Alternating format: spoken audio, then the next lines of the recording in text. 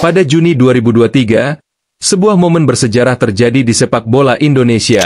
Juan Sebastian Veron, legenda sepak bola asal Argentina, bersama sejumlah bintang dunia seperti Erik Abidal, Roberto Carlos, Marco Materazzi, dan Giorgos Karagonis diundang oleh PSSI ke Indonesia. Mereka mengadakan berbagai kegiatan, mulai dari berbagi pengalaman hingga coaching klinik dengan pemain muda Indonesia. Saat itulah Veron membuat ramalan yang kini mulai terbukti.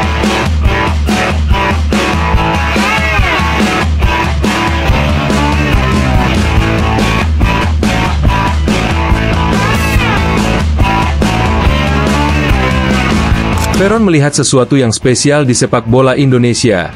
Dalam sesi diskusi, mantan bintang Manchester United ini mengatakan, Indonesia punya masa depan cerah di sepak bola. Saya melihat banyak talenta muda yang berbakat, mereka pekerja keras, dan punya pelatih yang bagus.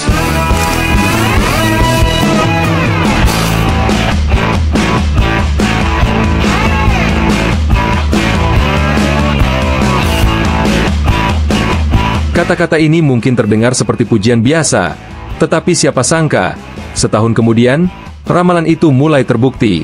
Di bawah asuhan pelatih asal Korea Selatan, Shin Tae-yong, timnas Indonesia mencatatkan berbagai prestasi yang membuat dunia mulai melirik.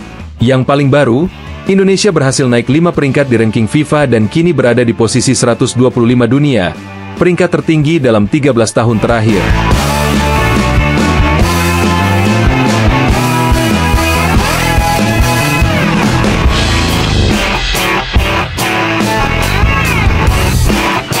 Keberhasilan ini tak lepas dari performa impresif di kualifikasi Piala Dunia 2026 zona Asia.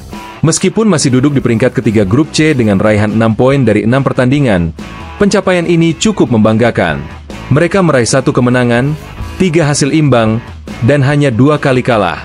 Kemenangan terbesar tentu saja saat mengalahkan Arab Saudi di Stadion Utama Gelora Bung Karno, SUGBK, dengan skor meyakinkan 2-0.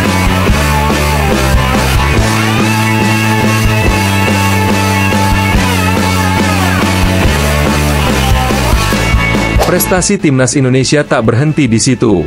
Tahun ini, untuk pertama kalinya dalam sejarah, mereka berhasil lolos ke 16 besar Piala Asia 2023.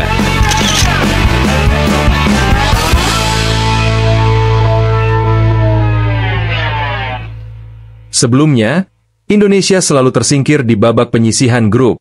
Ini menjadi sinyal kuat bahwa sepak bola Indonesia semakin berkembang. Tak hanya itu, Garuda Muda juga menunjukkan taringnya di Piala Asia U23 2024 dengan mencapai babak semifinal.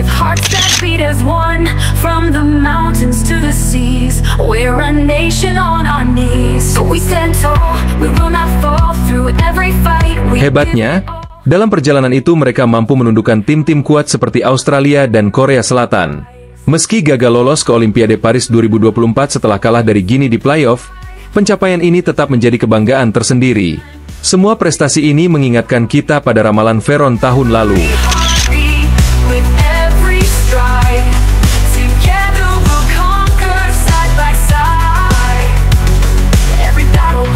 Saat itu, ia mengatakan bahwa timnas Indonesia hanya butuh waktu untuk menjadi kekuatan besar di Asia.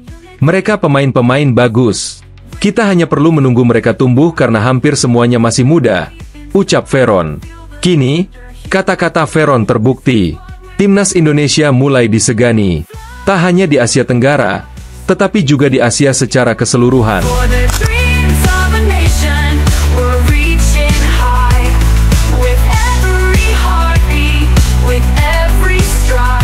Namun, Veron juga memberikan catatan penting. Pemain muda Indonesia harus bermain di kompetisi yang bagus agar berkembang lebih jauh. Tambahnya, menurutnya, jika talenta-talenta ini mendapat kesempatan berkarir di Eropa, masa depan sepak bola Indonesia akan semakin cerah. Perkataan Veron tentang masa depan cerah timnas Indonesia bukan sekadar basa-basi. Dengan kerja keras pemain, dukungan pelatih hebat, dan sistem pembinaan yang terus diperbaiki,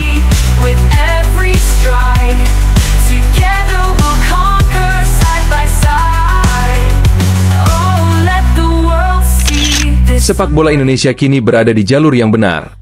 Namun, perjalanan masih panjang. Yang perlu dilakukan sekarang adalah memberikan kesempatan lebih banyak bagi pemain muda untuk berkompetisi di liga-liga internasional. Nama-nama seperti Marcelino Ferdinand, Oxford United, Asnawi Mangkualam, Port FC, dan Pratama Arhan, Suwon FC, adalah contoh pemain yang sudah mulai merasakan atmosfer sepak bola luar negeri. Jika lebih banyak pemain Indonesia mengikuti jejak mereka, bukan mustahil Indonesia akan menjadi salah satu kekuatan besar di dunia sepak bola.